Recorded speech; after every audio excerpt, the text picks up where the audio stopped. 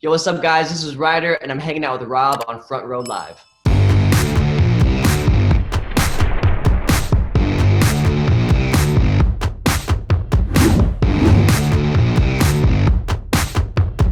It's actually good to see you again. I've been around since back in the day, 2012, 2013, 2014. Dude, Those I, were I, I knew this guy looks so familiar right now. Hell those yeah. were some wild times, and like it's funny because no matter where I went, you and the band and the guys were there. So Exactly. Had to you've pop been up. yeah, you've been hustling for so long since you were such a child, and now with Ryder, like this new material, this new music, this new sound, like it's, you could tell that you've been in the industry for some time.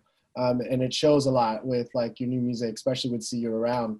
But like, I want to talk about like that creative process for you now that you are a solo artist instead of like four or five other dudes around you, like kind of collaborating with music. Well, it's definitely just it's new. It's a new adventure for sure. When you don't have other voices around, then you're able to just really deliver what is true to you. And for me in that time, it was such a young fun time. I'm like, cool, yeah, whatever works, yeah, go along with it. And it was kind of, the music was for the vehicle of this band, not something that was like truly like from my internal heart. It was a kind of like a fun role to play, and learned how to make music and be in the music industry, so all that stuff helped to then get to a point of being like, okay, that chapter of life is over. Now I have all these resources, and I love music, and like, okay, now I know I can do this now.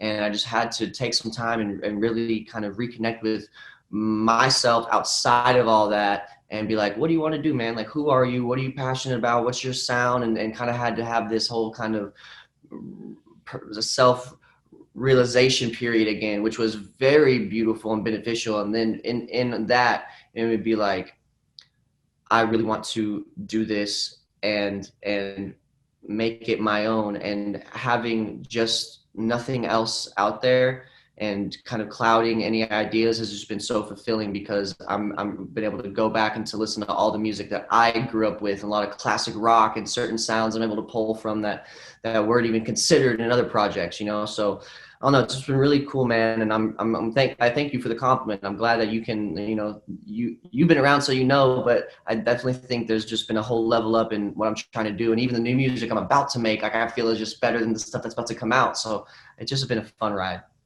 That's cool. And I've noticed like, artists that were initially in a group, in a band before, and then they went on to do the solo projects with music that they genuinely want to create. Like, I feel like that evolution process, or that artist development process of going from like, a band to solo, I feel like that's always been a challenging thing, kind of trying to discover who you really are, because you're so used to having to deal with these other people. Not that it was a bad thing, but like, Yeah. did you feel like that that development process was a little difficult for you?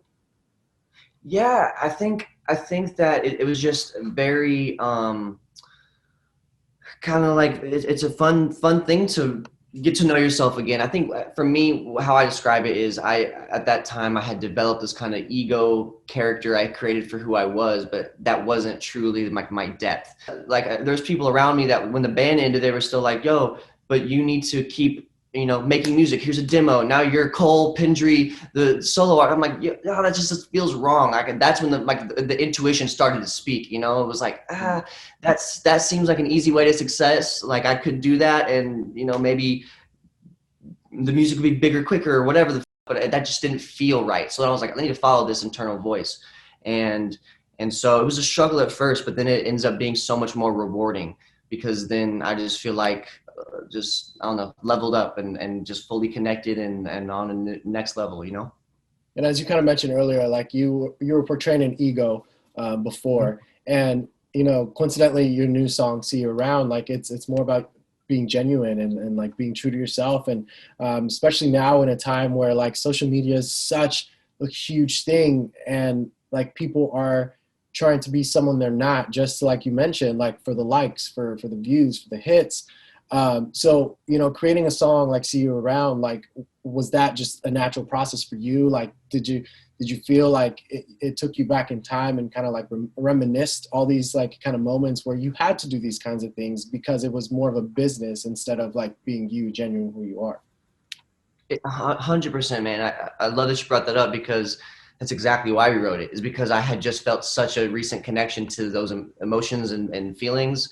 And it's, even with Dream Alone was kind of me realizing there's a lot of self-discovery I still need to work on, and I can do it within myself. You know, it was a kind of a dialogue between the version of me I currently was and then the one I knew I could be, you know, like the one that's like I strive to be. So that was the Dream Alone, and like the realizing that voice. And then See You Around is kind of like, now that I've realized that, I want everyone to feel that. I want you to know that you don't have to, you know, do what's going to get the likes if that's not what you like, you know. And at the end of the day, that's gonna, because one day the Instagram could all go away, TikTok's gone now, whatever, you know. This all so momentary, and it's so fresh. And I feel like in 10 years we're going to realize how much mental psychological damage all this has done to us, you know. Like when cigarettes first came out, they're like, doctors support Marlboro, and 20 years later, oh shit, we were wrong. So it's like we're the guinea pigs with social media, man. I really had a intense, like, because I was, you know, on that shit when it first started happening, and I was doing I know it's going to get likes, I know it's going to get your affection, but that's so not rewarding at the end of the day once you realize that, like, oh, I'm doing this for everyone else but me. What do I even want to be doing? So when we made See You Around, I went onto Instagram and I was like, hey, what should I write about? And a lot of fans and people said mental health. And since we had already written kind of Dream Alone and another kind of mental health song I had called Abusing Yourself, I was like, let's make something about what social media is doing. And so we kind of started talking, me and Zakk, the producer, and was like, I think that, you know, people are going to relate to this. And I want you to know that you don't have to wear this facade to be yourself, and you're beautiful the way you are. So that's everything that I kind of discovered, and I just wanted to share it through the music, you know? And that's cool that you, you know, your fans said mental health and you immediately thought of like social media, because I feel like the reason why mental health is a lot more common today is because of social media, because you don't have what the next kid has. And then that's why you don't matter anymore. And it's like, it leads to so many things. Exactly. But Of FOMO, like you're just like, people post, it's the highlights of the life. So you're like, oh my God, everyone's life's better than mine.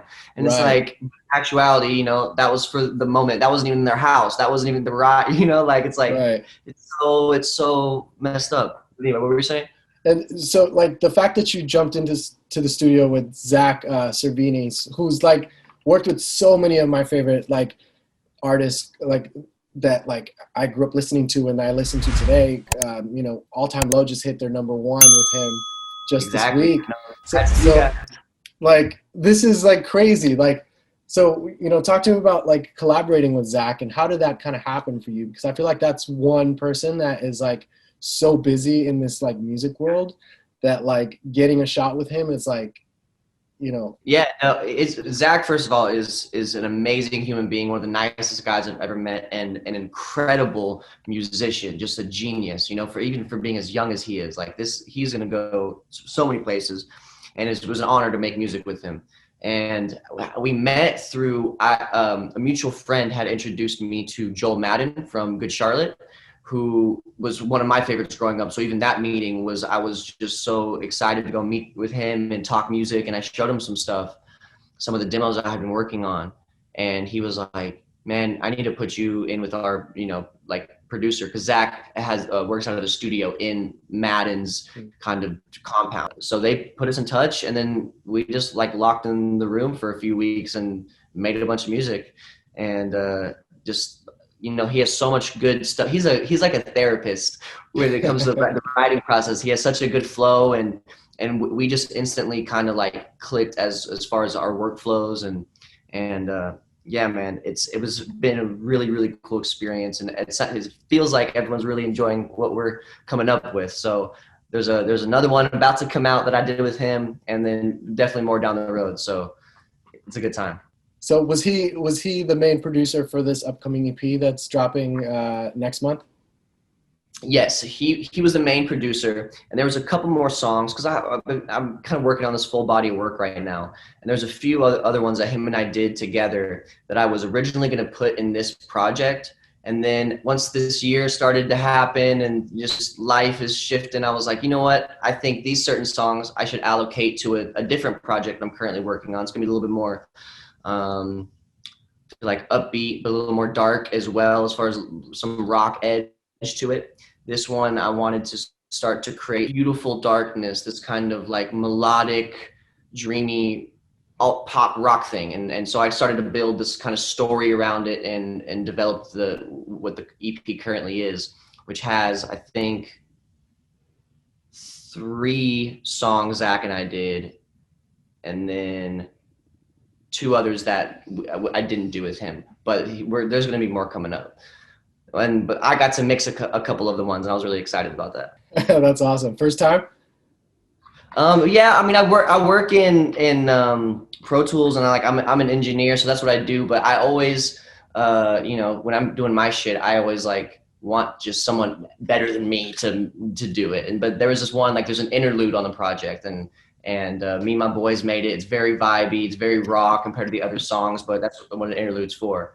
And so just like working on that was fun. And even at like the end of the Dream Alone video, I did the Foley sound design once the song ends, like a cinematic that happens. So like I got to like doing those little fun new things in the process is always like rewarding, you know? That's awesome, especially with Foley. Foley has such a huge impact with like Oh my anything God. that you're creating. Yeah, and doing that, I was like, wow, I really like this. Like, I think I'm gonna do it more. So, yeah, maybe some short films coming up with Foley sound design. We'll see what happens. Well, I feel like with your first video and then this one, I just feel like you kind of have that cinematic kind of mentality as far as your Yeah. music goes. So I wouldn't be surprised if you were to release like a record or an EP that coincides with like a short film. Like that would be kind of sick.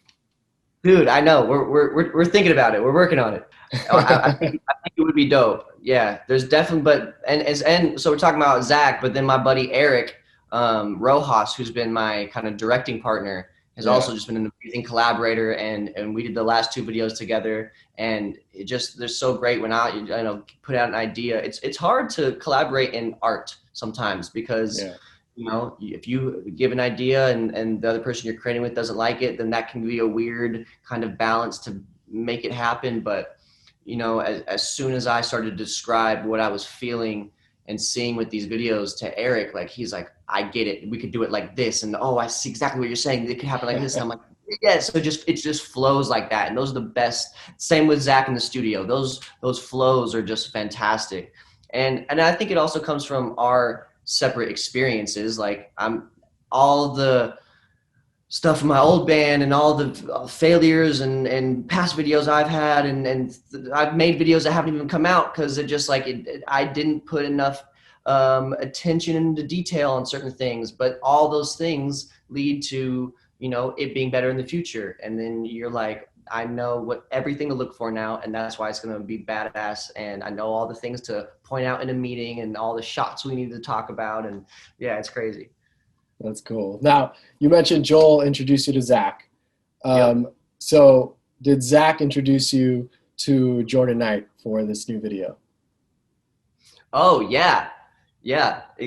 Well, Jordan, the photographer The in the video? photographer, yeah. Oh, no, actually, he didn't. But Eric did, actually, because Okay. he does videos for Chase Atlantic and had met her through that, and she's a photographer for the camp, kind of. So then they brought her in, or when we were conceptualizing video, I had brought up this, I want us all to be kind of in this like warehouse and almost statuesque, and like maybe this photographer taking images of these, just kind of like statue people, kind of showing the like her taking those photos is kind of just like the representation of us like taking the selfies all the time and just making products of who we are rather than Right. being real people. So when we were conceptualizing that and wanted a photographer, he's like, I know who we're gonna get, and it worked perfectly. Her vibe's so dope. And she's so awesome. Like she's been like a photographer like Yellow Card and Chase Atlantic and Tonight Alive. Like she's been like killing it in like the Warped Tour scene. Oh yeah, oh yeah, she's a badass. Final question: do you still have that silver jacket? The silver jacket, yeah, bro, it's somewhere. It's somewhere. I always keep that shit because I'm like, I'm gonna sell it one day, and like, you know, might make a Depopper for the fan base. Who wants this? That's hilarious. Maybe just add it on a video. Yeah, bring it back. Easter egg for those who know. Well, dude, That's thank you awesome. so much for taking the time to talk to me. I'm glad that you're still pursuing music, and I'm glad that, this new direction is awesome, dude. And I'm glad you have the people behind it that you do, because that's a solid team. Like that, Bro. that team is pretty much the reason why I do what I do, because like they created the music that kind of introduced me to the music industry. So like, Dude, that's no, awesome. I'm that is thank you so much for saying that. I'm very glad that you're rocking with the new vibe, and I totally agree with you, man. I'm so blessed, and I just think that a lot of really dope stuff's gonna come out. I'm really motivated right now, and excited to share all the things that are in my head. And so I might go to Nashville and record a little bit. We don't know. I'm just trying to get out of LA for a little bit, and while these fires are there, but yeah, man, I appreciate you. I appreciate you taking the time. It's great to see you again after all this time.